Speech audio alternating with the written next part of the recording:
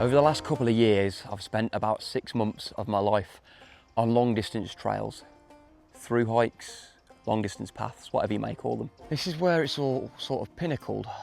What gear does it come down to be as comfortable and as efficient and as happy with on your back during the day as you are at night? That's the loadout I built here for 3 season, and with 150 grams of iteration, 4 season. Now that's a bold statement, I know. But if you fancy, stay around and let's chat about what's worked for me, what hasn't worked for me, and what's in this pack over the next duration of this video. Pull up a pew, mate.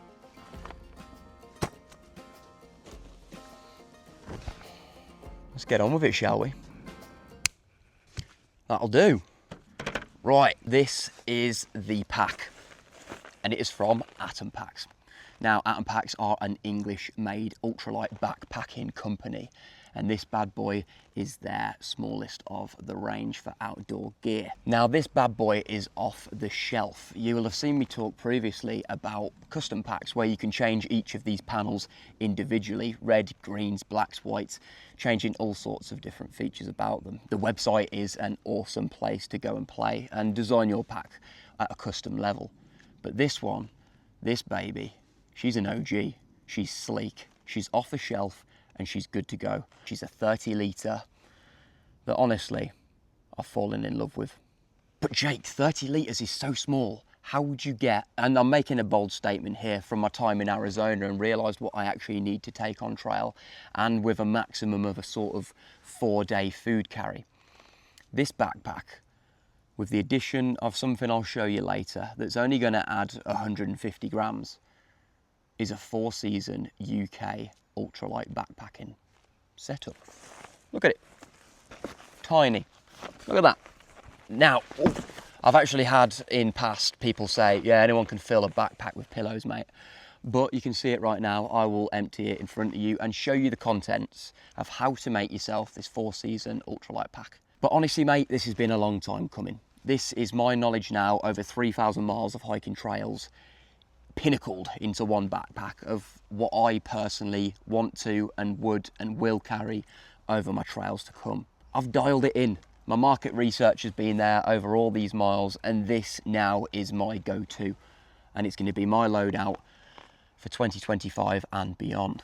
Right, so enough peeing around, let's get inside it, see what's in the main pouch and see what's going on. Jake, but that's mental, 30 litres for flipping all that fun. I know, I'm excited about it too. Come on, let's sort of break it apart and break it down. We're going to start on the exterior of the pack, working our way through the external pockets. And you're going to see very quickly that this isn't just, oh, he's gone ultralight by drop-in necessities. I've got cooking equipment, I've got sleeping equipment, I've got a great shelter, and this is, to be honest, pretty flipping luxury. Like I said before, there's a few iterations that I'll get out the van and show you on this table shortly that you can add to it to make it that 4-season pack. This bad boy is my full 3-season setup. You've got a stove for your food, you've got your water bottles, you've got your water filtration, you've got everything that you need to survive. But not just survive, thrive.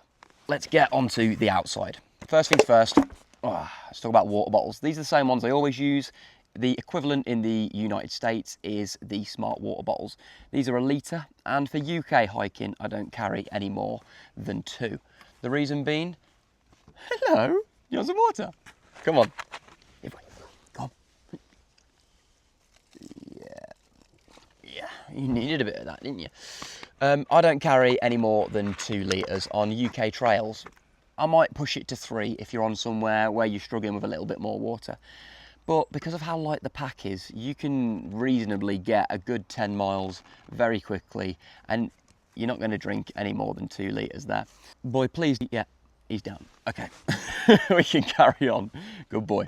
So what we're going to do is carry your water depending on what trail you're going on. But I've got the ability here, just in the side pouches, to carry 3 litres quite easily. And if I wanted to add an extra bottle, a 4th litre, which you're going to need no more than 4 litres hiking anywhere in the UK. And to be honest, the max I ever carried in Arizona was 5. And I think with a lighter pack like this, I'd have been more than on my way with 4 litres. By removing the stove from the side pouch, you're gaining that element of a 4th water bottle in there. And this could easily be put into the main compartment on top or into the Dyneema stretch back here.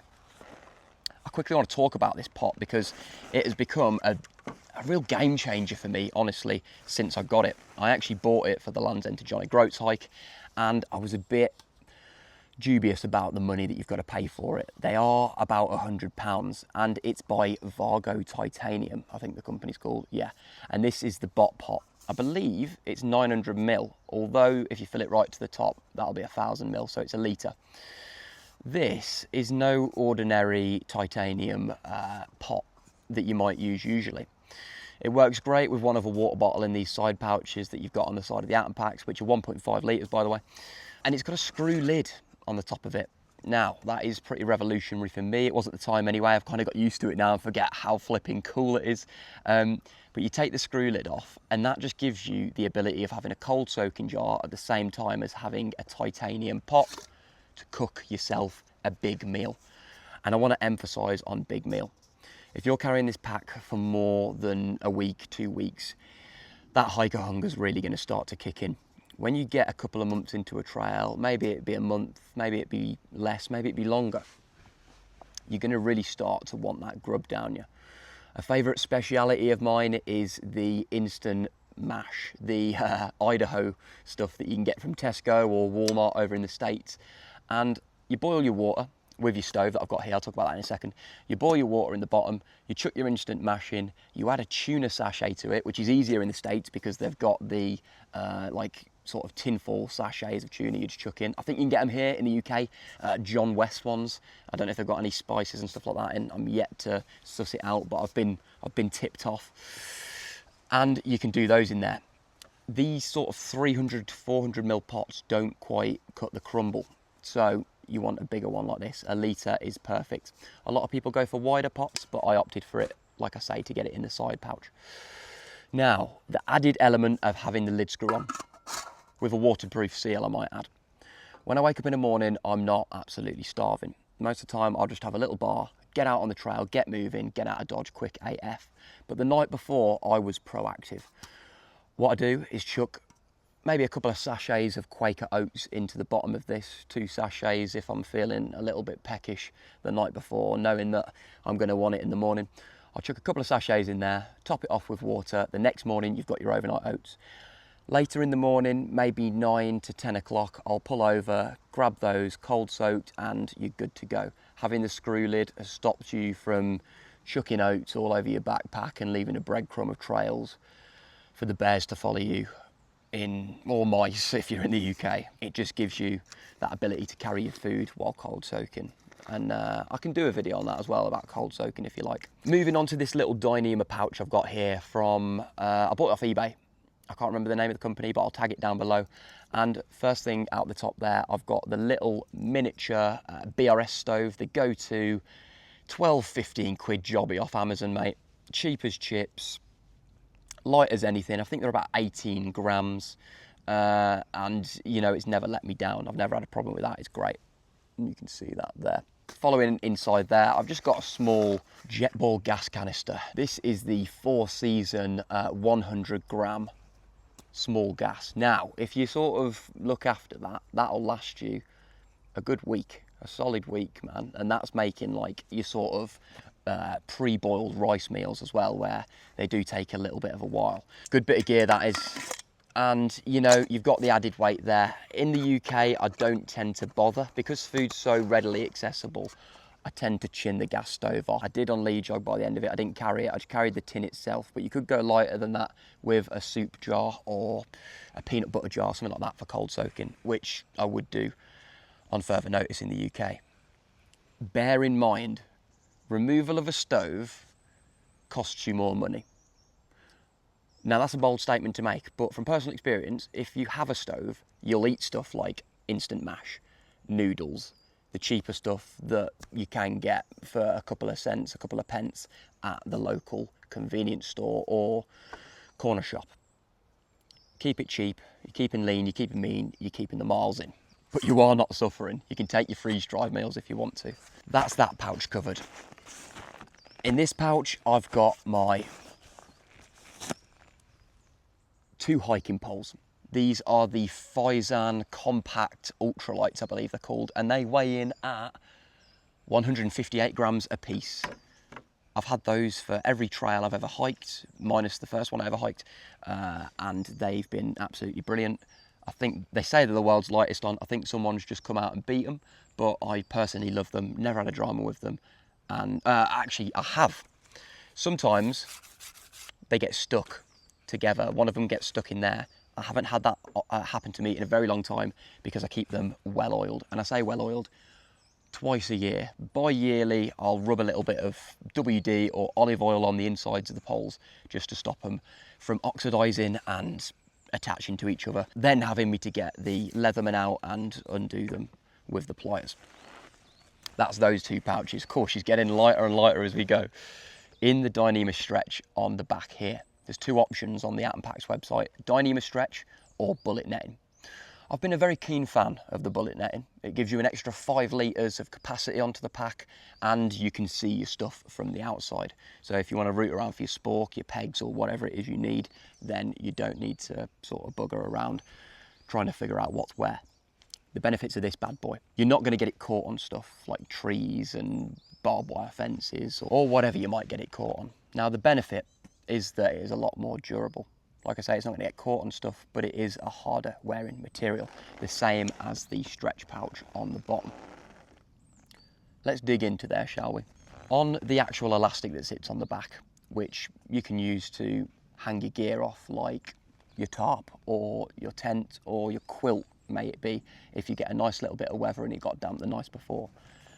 Hanging off the end of it here, I've got my stake bag.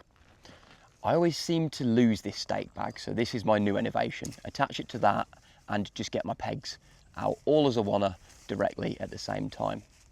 Now in here, what pegs have I got? I've got a mix of a few Alp Kit ones that came with my Elan bivy, I think it's called, and a few Gossamer Gear ones.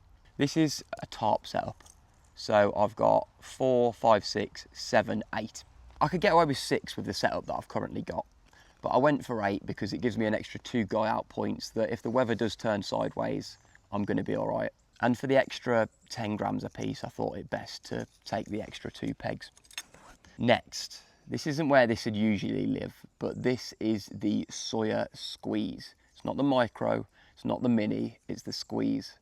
It might look different to usual. I've taken the blue sticker off that wraps around it because ultralight, no, just kidding, it came off after multiple amount of uses on the Arizona Trail, and I've replaced the top knob that sits on there with a water bottle one that's a bit more hard wearing and a bit easier access.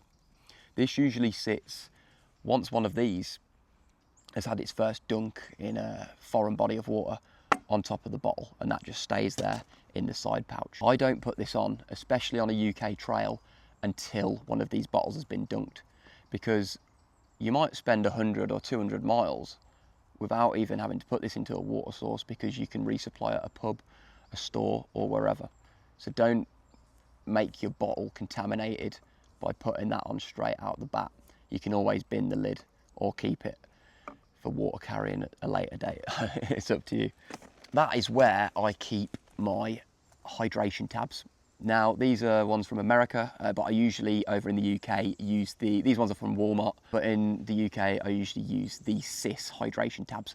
It's about £7 for 20, man, which is spenny, but when you're dehydrated and it's flipping hot outside, it's worth having them. My philosophy on hydration with these, taught by Impala himself, if you know the man Impala on trail. If it's real hot outside and you're sweating buckets, for every 1 litre of water you drink 500 ml with one of these in it. Litre of water, 500 ml with this in, another litre of water, 500 ml with this in. Because if you're sweating all day like hell, man, you are going to really lose your electrolytes, your sugars, your salts, all that sort of stuff, and these get it straight back into you. No questions asked. Next then, ooh, we're on to shelter. Look at the size of that. I know it's a joke, but I started my hike from Land's End to John O'Groats in this. This is the Gossamer Gear Solo Tarp. It weighs in at about 200 grams, and honestly, mate, it was just a beauty to be underneath. It's quite a stealth colour as well. It blends into the woodlands quite nicely. It kind of looks like a rock or a boulder on a hill, and it's super lightweight. It's super convenient. And I'll say now that if you're put off by a tarp, this isn't on its own. I've got a splash bivy inside the pack that stops the bugs getting on you.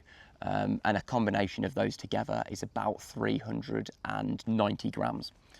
390 grams. Do you know how much money you need to spend to get a 390 gram tent?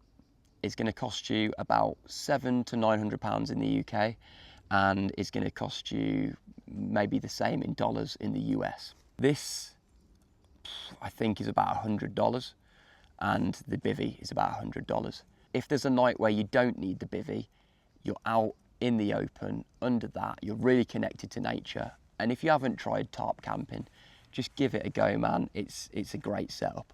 My reasoning behind it as well, with the bivy that I'll show you later on, that bivy isn't waterproof, it's splash proof. We'll go into that in a bit. But it really, really holds the heat.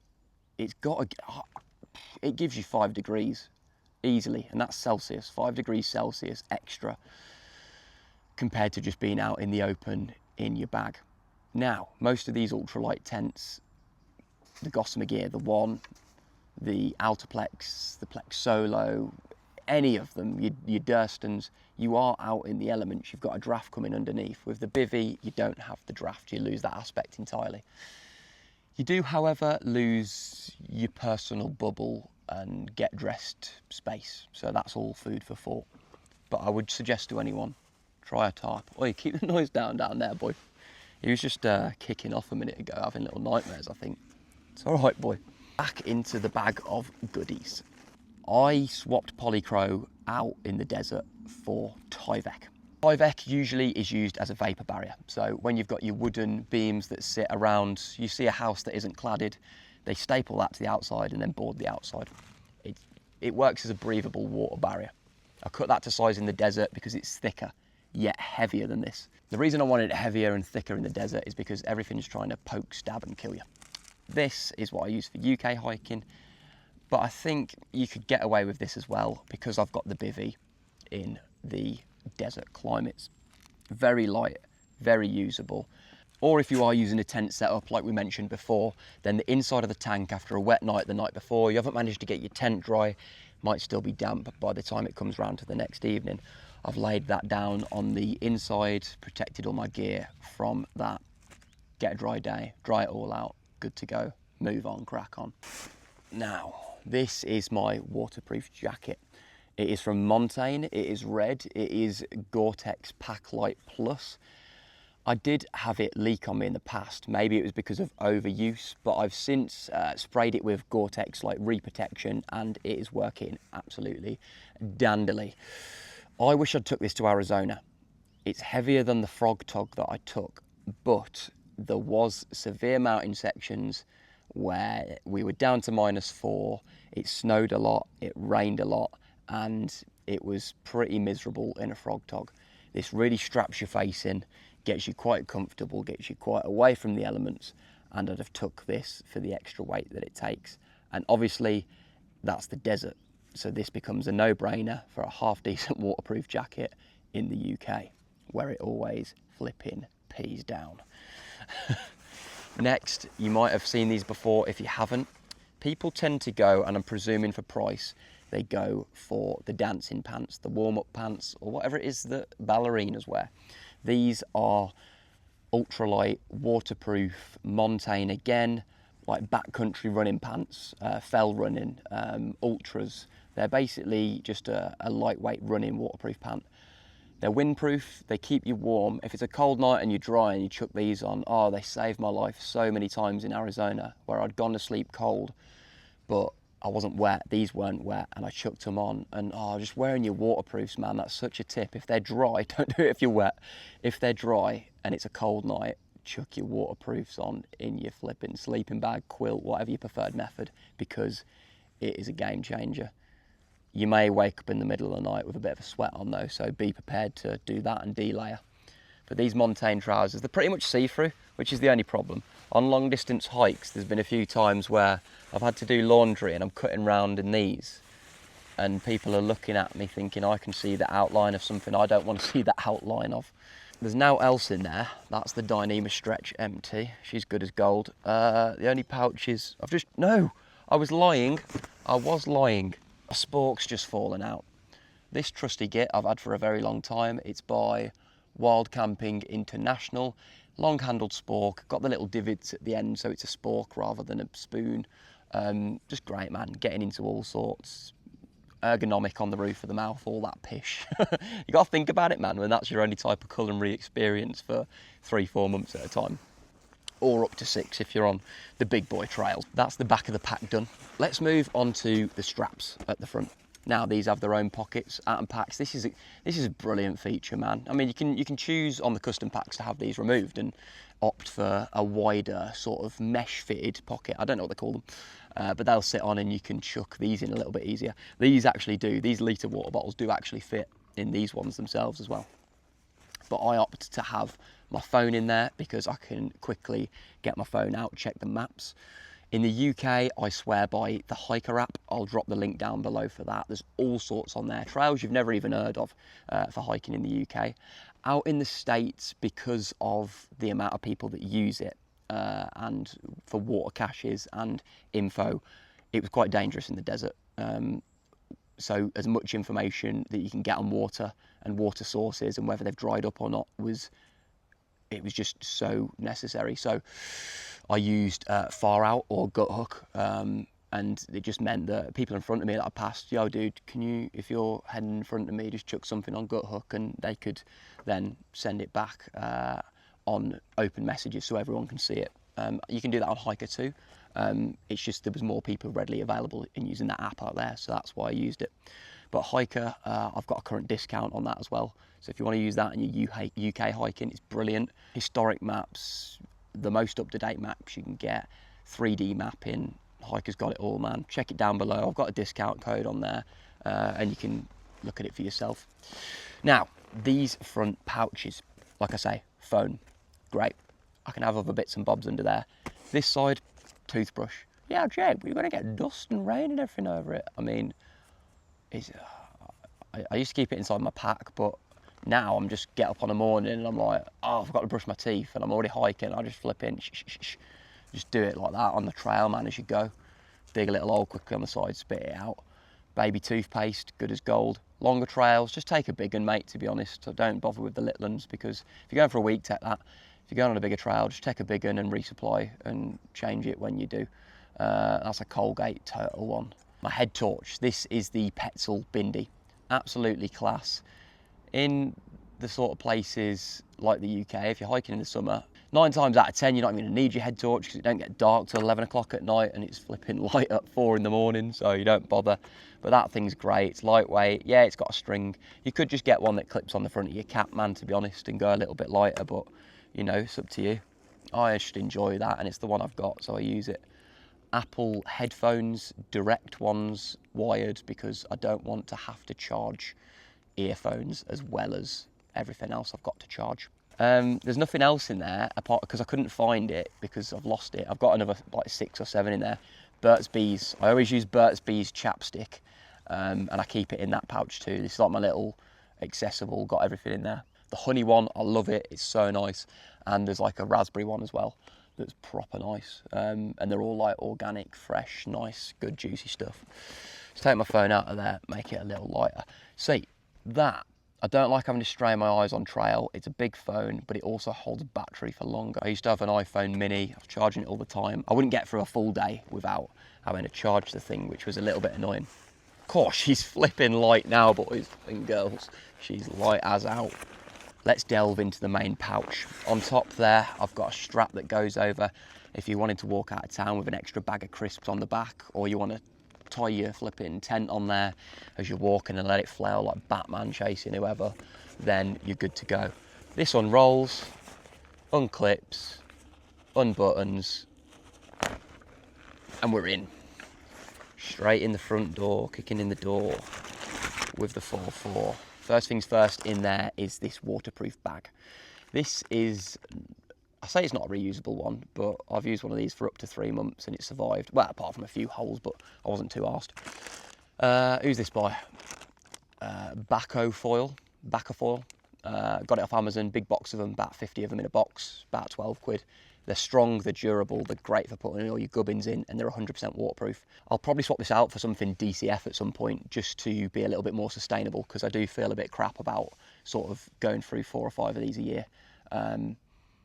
Because in the van, this is where I live full time, if you haven't watched before anyway.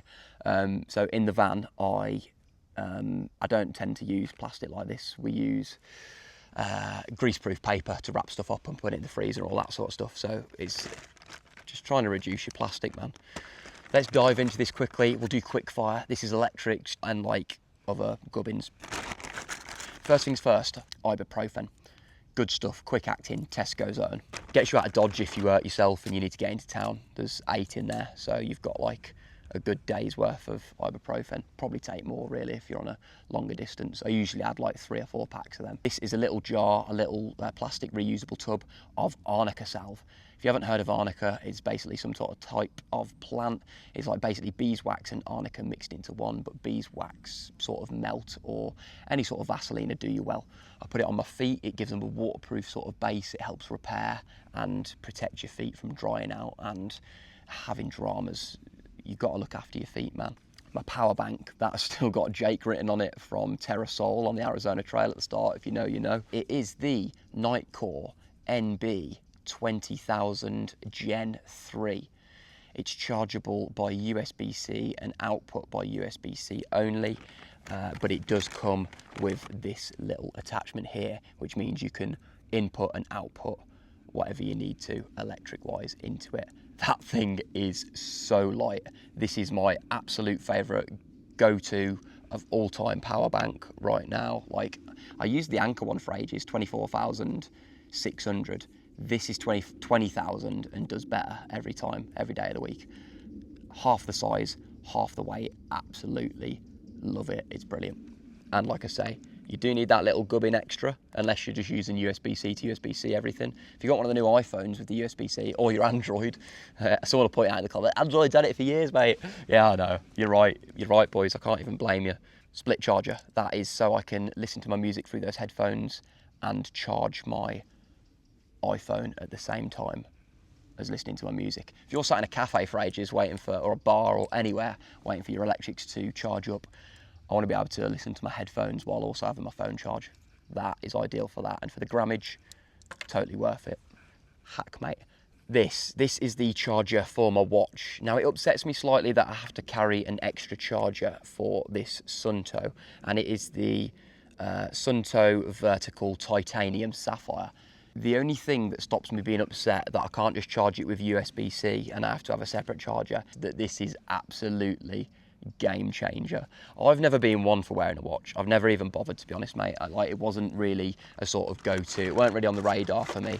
I used to, when I was in the army, I had a little a Casio 5 quid jobby from Argos on, just to tell the time, make sure I weren't late, set 5 minutes before, all that pish. Still late. So this thing is awesome. It's got mapping. It's got, I turn my phone off at night now as well, just to have my alarm on it. I know you've got alarms on all of the watches. Yeah, Jake, nice one. 700 quid watch, and your main feature you're pointing out is the fact it's got an alarm. It's been game changer because of mapping. It just made life simple. I'd roll out of bed, click that top button, straight away, click my hiking. It'd acquire its GPS signal, and bosh, we're good to go for the day. You can change your power mode for how accurate it'd be. And whereas before that it daunted me about having one of these watches because I didn't know what it'd do or what it'd do, I kind of learned quite quickly over the Arizona Trail what I was doing with it. And it's really grown on me. Like, I was turning around to Bex every 10 minutes, I love this watch, it's so good. And it's just been, I can't believe how much of a game changer it's been. I got so annoyed on Land's End to John O'Groats, constantly getting my phone out to check the route. Download your route onto this bad boy and you just boom, yeah, right, cool, boom. It beeps if you're going too far off trail, and it's just brilliant. It keeps you in the moment, hiking, rather than constantly checking that phone. And if you have got signal, I'll ping, and you end up stuck on your phone. You're like, I'm out here to escape all this crap, man. Turn the phone off, nav on that, do your stuff, man. Absolutely brilliant. And absolutely brilliant. And the main thing that blew my mind about it, using it every day to navigate and record my stuff that I can upload to Strava, it was lasting so long. Like, I was getting 7 days, like, recording still on this thing, like recording daily and still getting a week out of it. I was just charging it up at towns. I didn't even have to worry about taking any juice out of my power bank for it, as well as the fact is because it's the solar one, you're getting that back in through the sun as well. If you want to get yourself one of those, the guys at Valiant Peak will sort you out one of those. I'll drop the link down below, and it's a brilliant setup, man. They've got others in the range as well of the Garmin selection, so head over there and check them out. I'll drop my link below to that. Next up is, what's in the goodie bag? These earplugs. Just a little Bucksy set of earplugs, just the little rubber ones that you get for gigs and stuff like that to stop yourself getting tinnitus. These are a lifesaver. If you're staying in a hut, whether you're on the Appalachian Trail, whether you're staying in flipping some backpackers hostel on the Southwest Coast Path, or you're in a bothy in Scotland, someone's going to be snoring, someone's going to be coming in at 12 o'clock at night. They just save your life, man.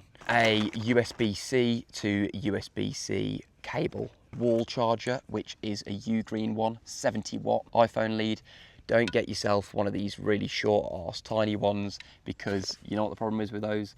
When you're sat in a pub, flipping calf, anywhere, and you're sat away from, right, you don't want to be just bent over trying to charge your phone in the corner of a shop somewhere. You want to be sat up, chilling out, maybe catching up with some loved ones while you're on trail. Next is a double USB-C charger. It's one port into two. Most of the stuff I've got is USB-C, so it's worth having 3 USB-Cs going out. A SD card reader for my camera, which I'm shooting on now. The camera I'm shooting on is the Sony ZV-1 Mark II, and I can just take my SD card out of the camera on trail and plug it into my phone and get my photos off, so I can show you like what's going on over on Instagram, which is also Jake's Journey, mate, if you want to go and follow me on there. Spare camera battery. This spare camera battery is one of 3 that I've got spare. I've got another 2 in here in my fanny pack / bum bag. I'll talk about this thing in a minute. Before we go into this, I'm going to clear the table off. Okay.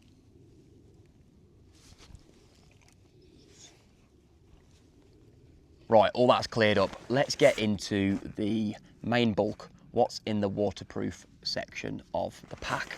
Now you can see what we're down to. Is that fully? It can go down slightly more as well, to be honest.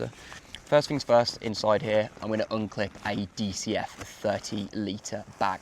That's my waterproofing element of the bag, and it just keeps all your gear you want keeping dry. First thing I'm pulling out, she swells when you get her out. I am currently dressed right now how I would be if it was a bit of a midgy location, if you're having to worry about mosquitoes, or if you're at camp and you want your camp pants on. I've got Montane Terra light pants on, which are these sort of nice tan ultralight hiking pants. I'm commando, I'm wearing Darn Tough crew cut socks, and I've got Ultra Lone Peak 9 pluses on. On the top half, I've got a Rab Force sun hoodie. Now, I don't really like hiking in these sort of pants. They're more of a deterrent / I've come to realise that when hiking in the UK, specifically Scotland and Wales, midges and mosquitoes do my head in. I'd rather have this little bit more protection over leggings by wearing these trousers. I also prefer to sleep in these trousers than I do a pair of leggings. I don't know about you boys, but you can get a little bit uncomfortable in leggings when sleeping because of certain things get circulation cut off to them. I ditch the pants if it's a little bit warmer, and I've got my shorts. These shorts have been with me since day one. They are a pair of Under Armour ones. Got them from Sports Direct. They're about 10 quid.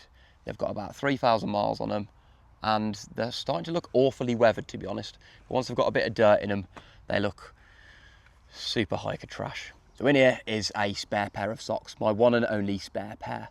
I'm wearing a pair of crew height Darn Toughs, and these are a pair of ankle height Darn Toughs. I'll only ever carry 2 sets of socks, the one I'm wearing and the one that will be drying on the back of my backpack. I alternate socks every day, giving it every opportunity that I can wash a pair of socks, I take it. Whether it's in a stream or whether it's in a public toilet sink or a bar sink, I've got no shame, I'll wash a pair of socks. So I'll be wearing a clean pair and one pair will be drying. These aren't my go-to. I love Darn Toughs, these are my dailies, but when I'm on trail, I like to be in Injinji toe socks. I just don't really have the money to replace yet another set that have holes in at the minute, because as much as they are very blister free and very comfortable, and I do prefer them, Injinji toe socks don't last very long, whereas Darnies do. So I'm wearing these at the minute. Next, is one of my favourite bits of gear from 2025, only because I've only just got one. I actually, no, tell a lie, I've got the 60 gram per square metre version of this hoodie. This is the 120 gram square metre version of this hoodie, so it's a little bit warmer, and it is, let me get it out for you, the Farpoint Super Cruiser hoodie. Now, this thing is made out of one of the most super light, ultralight, quick dry materials on the market, and it's called Polartec Alpha. This was designed and created for the US Special Forces, and since it's entered the ultralight hiking world, it is absolutely brilliant. So what I tend to do is put this on my skin, then my sun hoodie on top, and then my insulated jacket for the best warmth to weight ratio. This thing, the hood just comes up all nice. It's just super comfy. It's a proper nice colour, and I just absolutely love it. Sleeping in that, mate, sleeping in that with these trousers on, I just sleep like such a baby.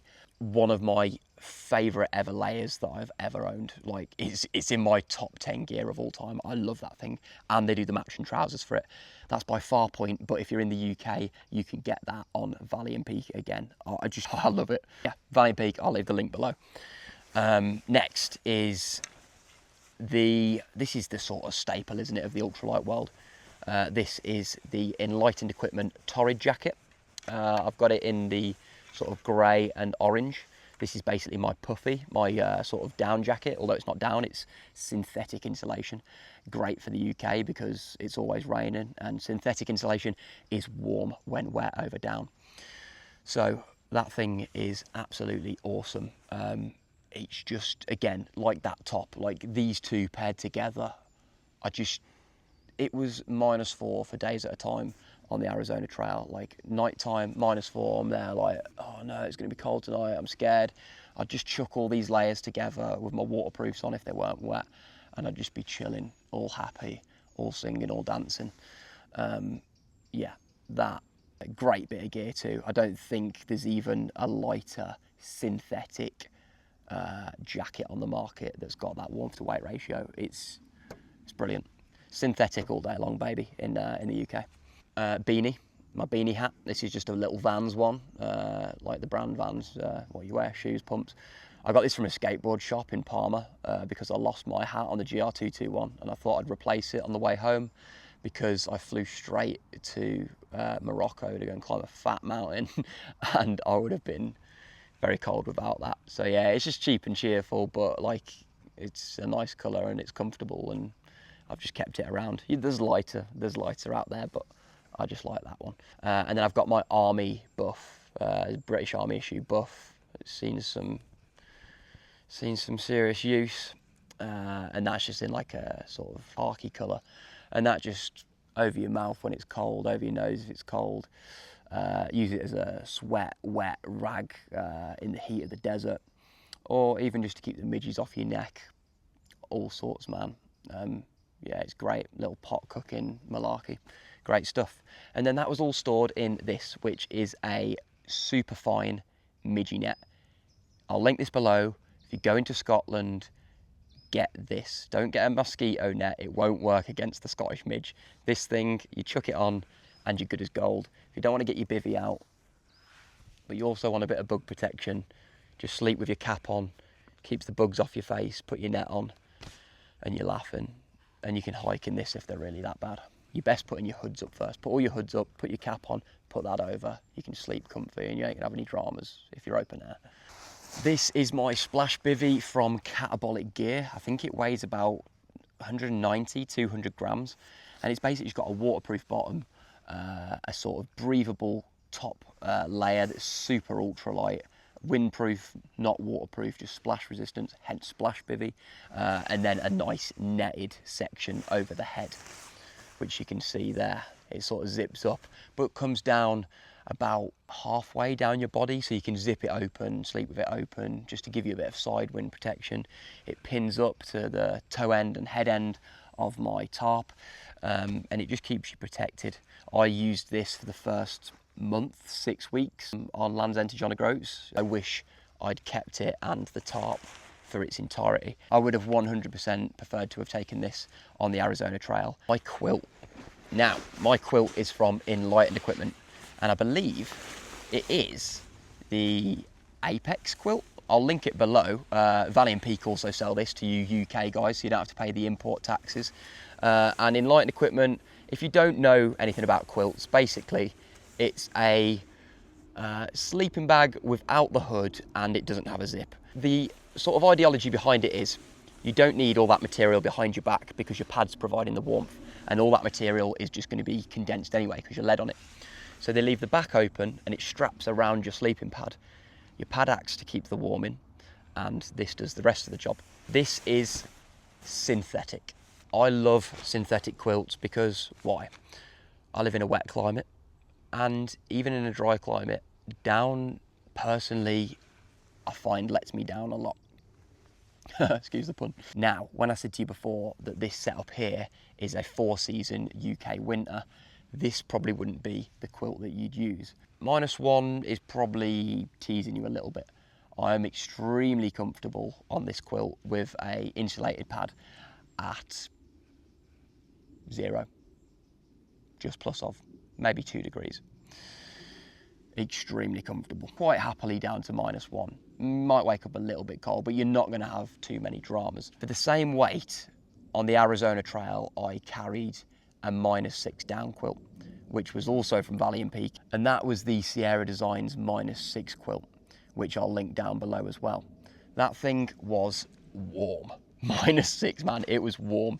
So I feel like in that bivy with that -6 quilt, you're going to have no problem in UK winter. Like I honestly say, most weather, unless you're mountain camping, I would sleep year round on the Thermarest X-Lite, the yellow one, which also I'll link down below.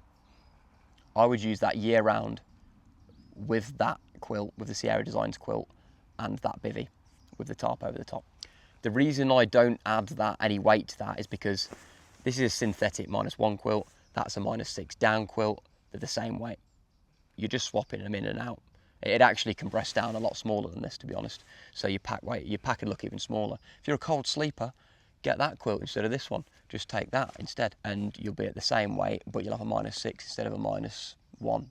I just like the synthetic because it fills me with confidence that if I do get drenched, I'm going to be good as gold. So that's that. And I like the straps on the Enlightened Equipment quilts, I will say that. And that's that. This is the little DCF bag that I had inside the pack, but that is all that is in the centre compartment, apart from this. This sleeping pad I have used for over 500 miles, and honestly, I'd have probably preferred to have used this on Lee Jog, because what I like about UK hiking and warmer weather hiking is that you can take this, throw it down, jump on your quilt in it, and you're good to go. As soon as the morning rolls around, you stand up in the clothes you're wearing, you put your quilt down into your pack, you chuck that in there and it's done. You don't have to faff around blowing up. Also, if an inflatable pad goes down on you in cold temperatures, you're in serious trouble. Now, this isn't going to be effective at the -4s that I had on the Arizona trails. I wouldn't have been extremely comfortable. Would I have survived? Yes. Would I have been massively comfortable? No. Was there a lady and gent that were pitched next to me when it was -4 one night on one of these with a -6 quilt? Did they complain about it the next day? No. Have I used this myself in many a odd occasion where it's been quite cold? Yes, and I've been absolutely fine. It's silverback on one side, and on the other side it's blue. I think I bought this from Lidl 12 years ago. It's the pinnacle of UK hiking ultralight, and it's the pinnacle of what some people will use on stuff as far as the PCT. I personally can get away with it because I'm happy to sacrifice comfort for weight. So what I've just showed you there is my go-to 3-season honed in setup that I'd use for UK and abroad hiking. What would I do to change it to 4-season? all I do is change out this thinny for this X-Light, which adds a little bit of weight but no bulk, and I'd potentially change this -1 synthetic quilt for a -6 down quilt. You'd probably save a little bit of grammage actually by going over to a -6 down quilt over that -1 synthetic quilt. So you're going to even up to about 100 grams of difference between that change from 3 to 4 season. Maybe throw a set of gloves at your setup. But before we bring this all to an end, let's have a little look in my fanny. I've got this little bandana in here, which usually I just tie on the outside of my pack. I found this on the Arizona Trail in a box, in a hiker box. And what I would do on the trail, on those real hot days when I didn't want to have my sun hoodie up, because a hood sometimes can really make you cook, I'd wet this, drape it over my head like so, chuck my cap back on, and it'd just really protect my neck. And yeah, I don't look the coolest, man. Nice dude. But you know, it does its thing, and it's not there. You're not there to look cool, you're there to enjoy nature and hike some flipping miles, dude. But yeah, like I say, that's usually tied just on my pack on the strap here. Keep my bog roll in here. That's just a little nose tissues that you can use. I've got 2 little packs of those. In the little back sack behind here, I've got 2 spare camera batteries for my Sony ZV-1 Mark II. A pair of little mini nail clippers for doing all the foot amenities you need to. Don't take those really if you're going on a short trail, just do them before you go and save the weight. And then attached to my little key adaptation you've got inside the Atompacks thru there, this is the 1.5 litre thru, I've just got a little pin in case you get a blister that needs popping. On the outside there, you've just got a little bit of stretch material. That's where I keep my shades usually if I don't want them on my head if it's raining or something. And this sits underneath my waterproof jacket, so I don't get it wet because my camera will sit in there when I'm not using it. And it's just as easy as zip, pull my camera out, start filming, do my thing, and bish bash bosh. I also carry in the side pouch a small tripod. So I think that pretty much covers everything, guys. It's been an absolute pleasure. Thank you so much for watching, and if you've got any questions, please ask them down below. Yeah, this is just kind of my rundown, my run through of the perfect and ideal pack for me that I've built over my experience over the last few years of hiking the miles that I've hiked, hiking the trails that I've hiked, and what feels relevant for me in the gear that I've tested. Thank you, enjoy, and if you're interested what's in there, then I'll put the tour on next for you, and you can have a butcher's of that, see what's in the van. Peace, love, think about subscribing, one love, happy trails, enjoy it, see you out there.